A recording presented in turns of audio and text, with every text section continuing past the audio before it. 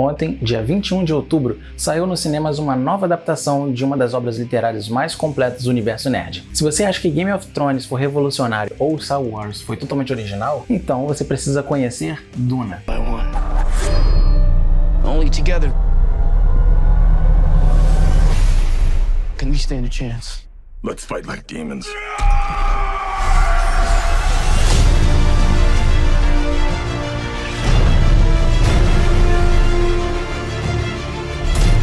Ficou curioso para saber mais sobre essa obra literária e o que te aguarda nas salas de cinema? Então fica aqui comigo que eu conto tudo o que você precisa saber.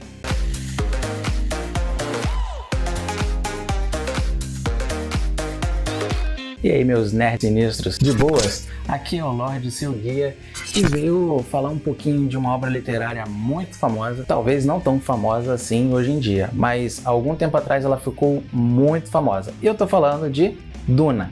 Vocês já viram os trailers espetaculares da nova adaptação desse livro, né? E aposto que estão querendo ver o filme. Eu dou todo o apoio do mundo, pois a obra é maravilhosa. Mas se você nunca ouviu falar de Duna até agora, então a gente precisa ter uma conversinha. Antes que você saia da sala de cinema totalmente alienado e sem saber em que planeta está. Duna, à primeira vista, pode ser meio complicado de acompanhar toda a trama que envolve questão de viagem interplanetária com brigas intricadas e disputas envolvendo uma certa relíquia encontrada em um único local. Falando assim, parece até meio clichê, né? E até durante aqui o vídeo você possa se deparar com um cenário e dizer: nossa, isso aqui eu já vi em Game of Thrones. Ou então: mas isso aqui tem em Star Wars. Eu sei disso tudo, mas o que você não sabe é que a maior parte dessas produções citadas são praticamente uma extensão da ideia concebida lá em Duna. Pois lá em 1965, o gênio Frank Herbert acabava de lançar um livro que viria a ser um dos pilares da ficção científica moderna. Mas não apenas a ficção científica por se tratar de viagem interplanetária e estar a milhões de anos à frente do seu tempo atual. Dentro da trama existe um jogo político envolvendo impérios e traições de personagens. E envolvendo tudo isso, Frank Herbert explora visões filosóficas, religiosas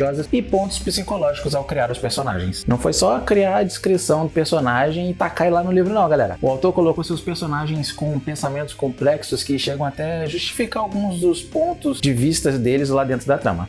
Na leitura, por diversas vezes a gente acha que não são personagens e sim pessoas reais com seus dilemas reais. E isso é muito impressionante. Algo que a gente não consegue ver na primeira adaptação de Duna, feita lá em 84, né? Fazer o quê? Deram uma Ferrari para uma pessoa que não gosta de dirigir carro? O livro teve sua primeira adaptação em 1984 e foi dirigida por David Lynch, um diretor muito respeitado e conceituado em Hollywood, que tem como portfólio o filme vencedor do Festival de Cannes de 90, Coração Selvagem, estrelado por Nicolas Cage e Laura Dern. O que acontece é que, assumidamente, Lynch não é muito fã de filmes de ficção científica não. Tanto é que ele dispensou o convite para dirigir Star Wars 6, O Retorno de Jedi. Mas como ele vinha de filmes considerados bons na época, como Eraserhead e O Homem-Elefante, acabaram jogando nos peitos dele o roteiro de Duna. E ele fez como pôde, né? Vai dar merda, vai dar merda. E foi exatamente o que deu. I'm sort of proud of everything except Dune. Mas não vamos nos ater a esse fato isolado não, vamos olhar pra frente, pois agora quem está no comando dessa adaptação é Denis Villeneuve. E já esse cara aí, ele gosta de uma ficção, hein? Se liga nos filmes que ele dirigiu: A Chegada e Blade Runner 2049. Sendo que esse último recebeu 2 peladões de ouro em 2017. O que é um festival de Cannes perto de um Oscar? Ou não, 2 Oscars. Chupa David Lynch. Uma informação muito importante para você que ainda não foi ver o filme é que ele não acaba ali não, galera. Denis Villeneuve só aceitou dirigir o filme com um porém de que ele pudesse dividir essa obra em 2 partes. Até porque a história principal de Duna é contada em 3 livros principais, dentro de 7 livros, sem falar dos outros 21 livros que compõem todo o universo criado por Frank Herbert. Então se preparem para um desfecho pela metade, ao bom estilo Vingadores Guerra Infinita. E aí, curtiu o estilo de direção de Denis Villeneuve? E o nosso estilo bem tosco? Posso que sim. Então mete o dedo nesse like aí. Não preciso nem dizer para se inscrever, porque eu sei que você é um nerd raiz e já é inscrito aqui no canal. Agora, para com esse negócio de cringe e compartilha nas suas redes sociais. Vamos fazer o canal bombar. Falando em redes sociais, já estão seguindo a gente lá no nosso Facebook e Instagram? Não? Então se liga que eu deixei os links aqui embaixo na descrição do vídeo. Corre lá porque vai rolar um sorteio muito maneiro, somente para os inscritos aqui no canal e os seguidores lá no Instagram. O prêmio desse sorteio vai ser essa linda caneca. Caneca única, hein, galera? Corre lá, clica nos links e volta pra cá porque eu vou contar mais sobre a saga de Duna pra vocês. Então, depois dessa pequena exposição histórica aqui, vamos ao bendito enredo de Duna. Senta que lá vem a história. A história se passa há mais de 20 mil anos no nosso futuro, e a raça humana se expandiu por todo o universo, mas se organiza em um sistema de império feudal com grandes casas, algumas rivais, outras aliadas, brigas políticas e acordos muito obscuros. Mas antes de você falar que é alguma cópia de alguma série, eu te lembro que Game of Thrones saiu 31 anos depois de Duna, hein? Mesmo sendo um clássico de ficção, aqui acompanhamos uma sociedade onde é expressamente proibida máquinas que tentem substituir o ser humano de qualquer maneira. Então se você espera ver algum androide andando por aí, esquece, que essa história você não vai ver nem calculadora.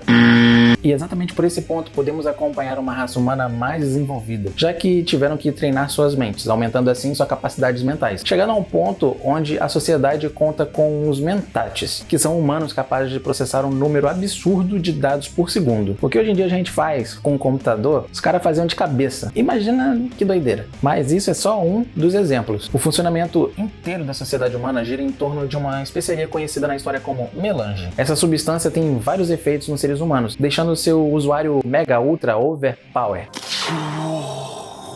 Ou seja, a pessoa tem sua juventude prolongada, vitalidade aumentada e suas capacidades cognitivas aumentadas ao máximo. E em certas pessoas ela pode acordar um poder oculto, bem no padrão Jedi mesmo.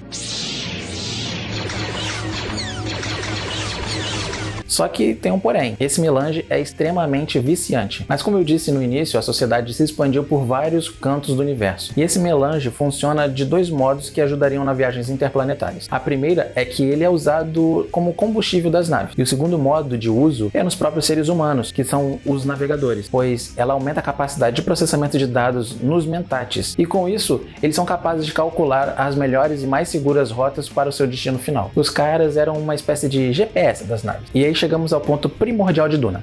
Imagine que um único governo tem o controle de todo o petróleo do mundo e todos devem comprar dele. Esse país acabaria, teoricamente, tendo o controle de tudo nas mãos. É exatamente a mesma coisa que em Duna, pois essa substância só é encontrada em um único lugar em todo o universo.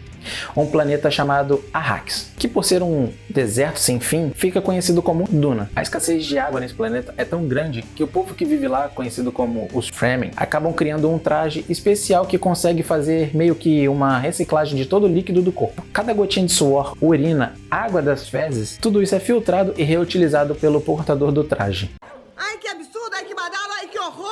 Essa roupa é chamada de Steel Suit, ou como foi transcrito aqui para o português, traje estilador. A extração do melange é muito lucrativa e proporcionalmente perigosa. Primeiro pelo fato do clima absurdamente quente e inóspito, mas até isso é pouca coisa, porque o maior problema de Duna são os vermes gigantes, que podem chegar facilmente a centenas de quilômetros, e estes vermes estão espalhados por toda a região de Arrakis. No primeiro livro da série, que se chama Duna, a gente acompanha Paul Atreides, filho de Duque Leto Atreides e de sua concubina Lady Jessica, todos vivendo em Caladan, um planeta muito distante de Arrakis. Tranquilaços, né? Até que uma comitiva enorme do Imperador chega trazendo uma mensagem, convidando o Duque para tomar conta do feudo de Arrakis. Feudo esse que é disputado a tapas por muitas outras casas, porque, como eu falei anteriormente, quem tem essas refinarias tem o poder comparado ao do Imperador. Só que esse feudo pertencia à casa Harkonnen, família inimiga dos Atreides. Mas o Duque Leto, que não é bobo nem nada, junto com seus aliados, percebeu que aquele convite nada mais era do que uma artimanha política criada pelo próprio Imperador. É uma cilada, amigo.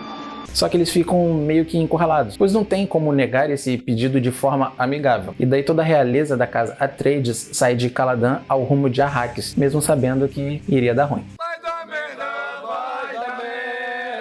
Agora que falamos um pouco da trama principal, vamos falar sobre o personagem principal do livro, Paul Atreides.